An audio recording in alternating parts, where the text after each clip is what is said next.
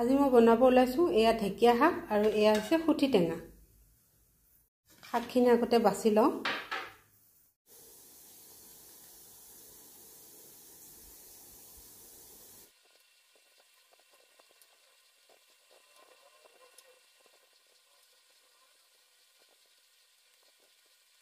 এইখিনি মই এতিয়া পানীত জিকাই থৈ দিম অলপ সময়।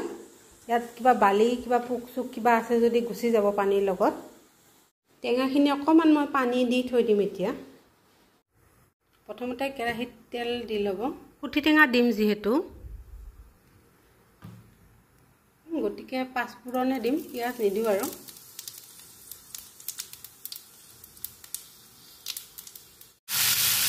এতিয়া শাকখিনি দি দিব তাত। শাকখিনি দি কিনে অকণমান লৰাই থাকিব লাগিব।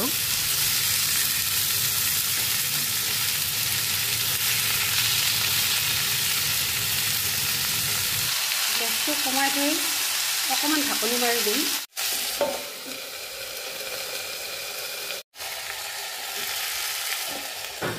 ইয়াতে নিমখ দি দিম।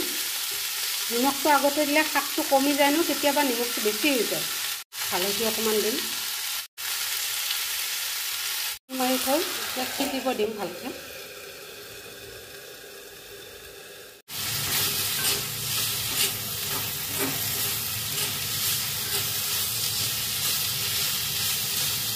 ঢাকনিখন গুচাই যাব ঢেকীয়াখিনি সিজিছেনে নাই।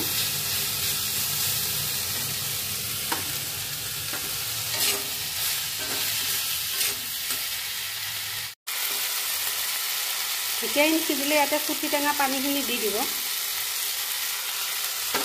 গেছটো উঠাই দিব।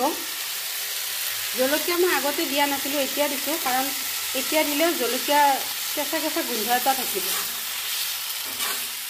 এইখিনি এতিয়া লৰাই থাকিব। কিন্তু টেঙাটো যদি ভাবে বেছিকৈ খাম বুলি, সুঠি টেঙা পানীটো অলপ বেছিকৈ দিব পাৰে, আৰু যদি কমকৈ খাম বুলি ভাবে কমাই দিলে হ'ল। সুঠি টেঙা মই ইয়াতে আপোনাৰ 4 পাতমান দিছোঁ।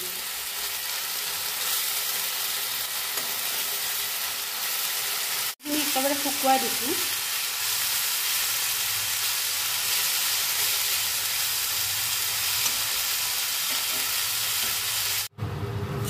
ভিডিঅ'টো চাই যদি অকণমান হ'লেও ভাল লাগিলে ছাবস্ক্ৰাইব কৰি দিব। ভিডিঅ'টো শেষলৈকে চোৱাৰ বাবে ধন্যবাদ।